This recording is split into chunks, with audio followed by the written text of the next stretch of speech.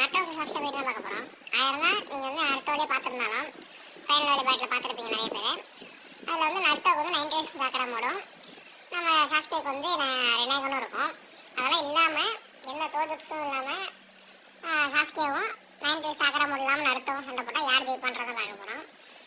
முதல் பார்த்தீங்கன்னா அது 2 மோடு இல்லாதப்ப முதல் எடுத்தோன்னா தாஜுட்ஸில் வந்து பார்த்தீங்கன்னா சாஸ்கேவை காட்டணும். நருட்டோக்கு தாஜுட்ஸு ரொம்ப நல்லாவே தெரியும். பார்த்தீங்கன்னா சிடோரி வந்து பார்த்தீங்கன்னா சாஸ்கே போடுறது.